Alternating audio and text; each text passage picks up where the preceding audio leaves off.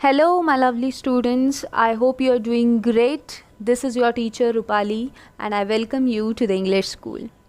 आज हम पढ़ेंगे क्लास 10th की फर्स्ट फ्लाइट बुक का chapter Nelson Mandela long walk to freedom. Chapter start करने से पहले we have to understand the backdrop, क्योंकि अगर हम बैकड्रॉप को समझेंगे तो चैप्टर समझना बहुत ईजी हो जाएगा। तो लॉन्ग वॉक टू फ्रीडम एक ऑटोबायोग्राफी है नेल्सन मंडेला की, जो 1994 में पब्लिश हुई थी। इसमें उन्होंने अपनी लाइफ के बारे में लिखा है। तो नेल्सन मंडेला थे कौन? Nelson Mandela first black president थे साउथ अफ्रीका के, और वो 1994 में प्रेसिडेंट चुने गए थे डेमोक्रेटिक इलेक्शंस के बाद। बट उनके लिए वहाँ तक पहुँचना कोई इजी काम नहीं था।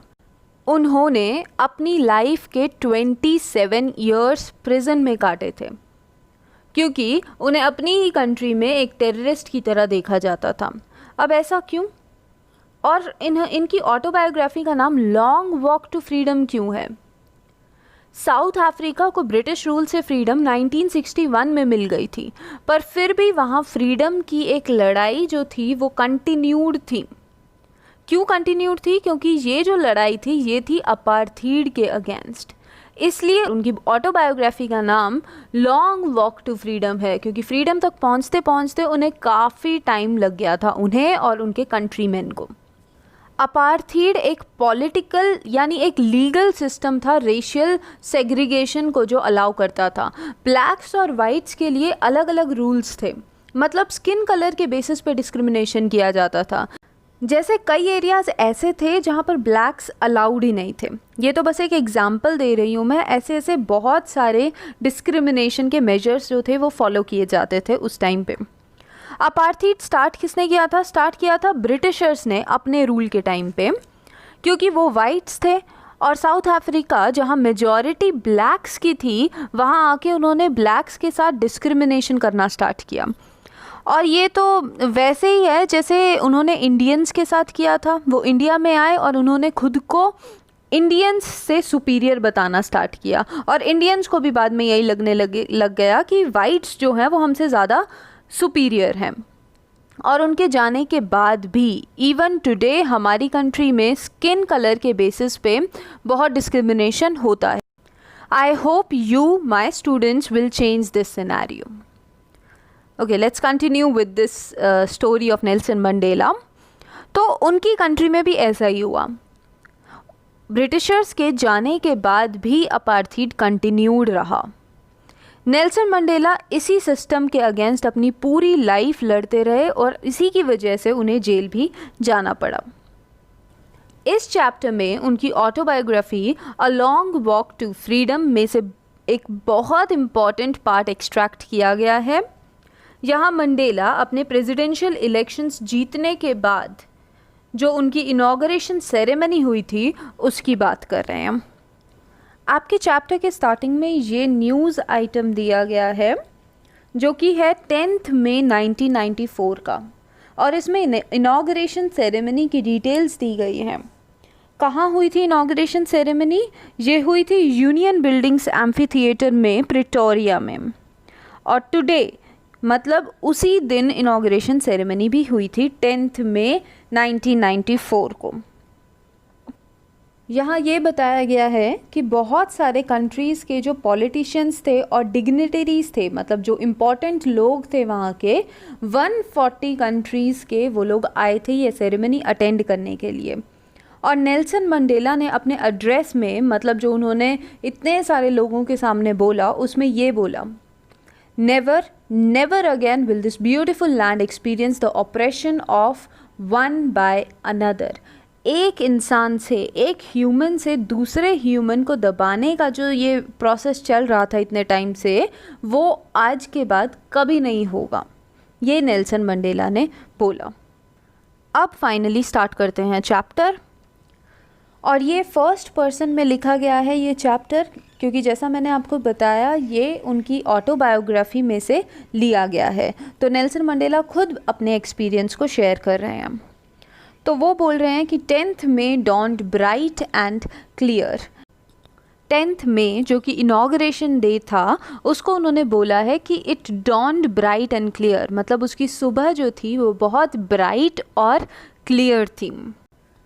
उन्होंने उस गैदरिंग को, मतलब वो जो लोग इकट्ठे हुए थे इतने सारे, उस गैदरिंग को उन्होंने रेनबो गैदरिंग बोला है। क्यों? क्योंकि यहाँ पर डिफरेंट कलर्स एंड नेशंस के लोग आए हुए थे। मतलब ऐसा पहली बार हुआ था कि सिर्फ वाइट्स नहीं थे। ऐसे इम्पॉर्टेंट इवेंट्स पे पहले क्या होता था, पहले सिर्फ वाइट्स होते थे, बट ये पहली बार हो रहा था कि ब्लैक्स, वाइट्स, ब्राउन्स सब इकट्ठे हो रखे थे और बहुत सारे नेशंस के लोग इकट्ठे हो रखे थे इस इनॉग्रेशन में। It was the first democratic non racial government of south Africa. वो वहाँ पर अपनी बेटी जिंदानी के साथ पहुँचे और वो बताते हैं कि पहले सेकंड डिप्टी प्रेसिडेंट जो कि मिस्टर डे क्लर्क थे, उन्हें स्वॉन इन किया गया, मतलब उन्होंने शपथ ली, जैसा कि हर डेमोक्रेटिक कंट्री में होता है। इंडिया में भी ऐसे ही होता है, इनॉग्रेशन सेरेमनीज़ ऐसे ही होती हैं जब कोई प्रेसिडेंट इलेक्ट होते हैं। तो यहाँ पर वो चीज़ पहली बार हो रही थी क्योंकि डेमोक्रेटिक इलेक्शंस जो थे वो पहली बार हुए थे साउथ अफ्रीका में। फिर जब मंडेला की बारी आई तो उन्होंने शपथ ली कॉन्स्टिट्यूशन को ओबे करने की और उन्होंने ये बोला अपने ऑडियंस के सामने, new born liberty. New born liberty मतलब जो अभी अभी हमें फ्रीडम मिली है उसके लिए हम बहुत होपफुल हैं। वो कहते हैं कि out of the experience of an extraordinary human disaster that lasted too long, वो कह रहे हैं कि ये जो extraordinary human disaster apartheid के बारे में बात कर रहे हैं कि ये जो बहुत टाइम से हमारी कंट्री में चल रहा था, उसके बाद अब हम पूरी ह्यूमैनिटी को प्राउड करेंगे। मतलब अब डिस्क्रिमिनेशन हमारी कंट्री में कभी नहीं होगा और पूरी ह्यूमैनिटी हमसे प्राउड होगी। We who were outlaws not so long ago have today been given the rare privilege to be host of the nations of the world on our own soil. तो outlaws मतलब बहुत सारी countries ने उनसे relations break कर दिए थे, उनसे रिलेशंस तोड़ दिए थे साउथ अफ्रीका से, क्योंकि वहाँ पर डिस्क्रिमिनेशन किया जाता था रेस के बेसिस पे। तो वो कहते हैं कि हम जो कि इतने सालों से आउटलॉज थे, हमारे रिलेशंस बाकी कंट्रीज़ के साथ ख़राब थे, पर आज देखो आज कितने सारे लोग हमारी इनॉग्रेशन सेरेमनी अटेंड करने के लिए आए हैं। We thank all of our distinguished international guests for having come to take possession with the people of our country of what is, after all, a common victory for justice, for peace, for human dignity. वो कहते हैं कि मैं thankful हूँ उन सब international guests का जो आए हैं ये सेरेमनी अटेंड करने के लिए। एंड ही सेज कि ये जो है, ये जो लड़ाई थी पीस और जस्टिस की, ये पूरी ह्यूमैनिटी के लिए थी, ये पूरे ह्यूमन रेस के लिए थी, ये सिर्फ हमारी नहीं, ये हर किसी की लड़ाई थी। We have at last achieved our political emancipation. हमें फाइनली पॉलिटिकली हम फ्री हो चुके हैं। इमेंसिपेशन मतलब हमें फ्रीडम मिल गया है कि पॉलिटिकली मतलब क्योंकि अब डेमोक्रेसी आ गई थी, अब इलेक्शंस होने स्टार्ट हो गए थे, इसलिए पॉलिटिकल फ्रीडम का जिक्र किया है। We pledge ourselves to liberate all our people from the continuing bondage of poverty, deprivation, suffering, gender and other discrimination. और वो कहते हैं कि अब हम ये शपथ ले रहे हैं, we pledge, कि हम अपनी कंट्री को इन सारी चीज़ों से भी फ्री करेंगे। पॉवर्टी, गरीबी, डेप्रिवेशन, लोगों को जो चीज़ें नहीं मिल पाती हैं, suffering, gender and other discrimination, और जो डिस्क्रिमिनेशंस हमारी कंट्री में चल रहे हैं जेंडर के बेस पे या रेस के बेस पे, वो हम जल्दी ही ख़त्म करेंगे। उनकी ओथ के बाद साउथ अफ्रीकन मिलिट्री ने अपनी पावर को डिस्प्ले किया, जैसे रिपब्लिक डे में इंडिया में भी होता है। उनके फाइटर प्लेन्स ने कुछ करतब दिखाए, हाईएस्ट मिलिट्री जनरल्स ने मंडेला को सैल्यूट किया। वो याद करते हैं कि कुछ सालों पहले इन्हीं लोगों ने उन्हें अरेस्ट किया होता, क्योंकि वो तो गवर्नमेंट के लिए काम करते हैं। तो उस टाइम की गवर्नमेंट जो कि अपार्थीड को लीगलाइज करती थी, वो उन्हें अरेस्ट कर लेते, पर अब एकदम सिनारियो चेंज हो चुका है। उसके बाद 2 नेशनल एंथम्स गाए गए, दो national anthems, you have to remember this from your exam point of view. दो नेशनल एंथम्स गाए गए, एक वाइट्स ने गाया और एक ब्लैक्स ने गाया, दोनों का अलग अलग नेशनल एंथम था। मंडेला अपने पास्ट को याद करते हुए कहते हैं कि अपार्थीड की पॉलिसी ने एक बहुत गहरा, बहुत डीप और लास्टिंग वुंड उनकी कंट्री और उसके लोगों को दिया है। लास्टिंग मतलब उन्हें पता था कि वो इतनी जल्दी ख़त्म नहीं होगा, उसे ख़त्म होने में बहुत टाइम लगेगा। मंडेला को रिग्रेट हुआ ये सोच के कि थाउजेंड्स ऑफ पीपल, बहुत सारे लोगों ने अपनी लाइफ्स को सैक्रिफाइस किया था इस दिन के लिए।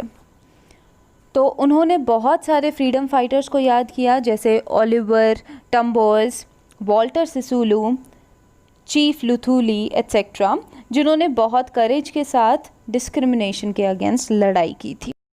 वो आगे कहते हैं कि ब्लैक या वाइट होना मतलब आपका स्किन कलर डिसाइड नहीं करता कि आप अच्छे इंसान हैं या नहीं हैं, या आप किसी से सुपीरियर हैं या नहीं। वो ये भी कह रहे हैं कि कोई नफ़रत मतलब कोई हेट के साथ पैदा नहीं होता है। ह्यूमंस नेचुरली गुड होते हैं, उसके लिए किसी को मेहनत नहीं करनी पड़ती है, अच्छा होने के लिए किसी को मेहनत नहीं करनी पड़ती है। और ये लाइंस बहुत इम्पॉर्टेंट हैं, ये एग्ज़ाम पॉइंट ऑफ व्यू से भी बहुत इम्पॉर्टेंट हैं। People must learn to hate, and if they can learn to hate, they can be taught to love, for love comes more naturally to the human heart than its opposite. तो वो यहाँ यही कह रहे हैं कि love जो है वो ज़्यादा नेचुरली आता है ह्यूमंस के पास। ह्यूमंस आर नेचुरली गुड, उनका कहने का मतलब ये है। Man's goodness is a flame that can be hidden but never extinguished. तो वो यहाँ पर मैन की गुडनेस को कंपेयर कर रहे हैं एक फ्लेम से। इमेजिन कीजिए एक दिया है जो कि कभी बुझ ही नहीं सकता है। तो वो कह रहे हैं कि गुडनेस जो हमारी अच्छाई होती है वो उस दिए की तरह है जो बुझ नहीं सकती है। ओके, वो कम हो सकती है पर वो बुझ नहीं सकती है। तो वो अपने जिन्होंने उनके ऊपर ऑपरेशन किया, जिन्होंने उनके साथ गलत किया, वो उन्हें भी माफ़ कर रहे हैं। एक ह्यूमन को बहुत सारी ड्यूटीज़ परफॉर्म करनी पड़ती हैं अपनी लाइफ में towards his family, community and country. पर मंडेला कह रहे हैं कि वो पहले अपनी कंट्री में होते हुए उन्होंने नहीं देखा। मतलब ब्लैक्स जो थे वो ये सारी चीज़ें, ये सारी ड्यूटीज़ नहीं निभा पाते थे, क्योंकि एक ब्लैक आदमी को सिर्फ ह्यूमन बीइंग की तरह जीने के लिए वो पनिश कर देते थे। तो वाइट्स उन्हें पनिश कर देते थे सिर्फ वो अगर ये सारी ड्यूटीज़ अपनी परफॉर्म करने की कोशिश करते थे। तो उन्हें सोच के दुख होता है कि वो अपनी फैमिली की तरफ अपनी ड्यूटीज़ को फुलफ़िल नहीं कर पाए, क्योंकि वो ज़्यादा नेशन की ड्यूटीज़ को फुलफ़िल करते रह गए।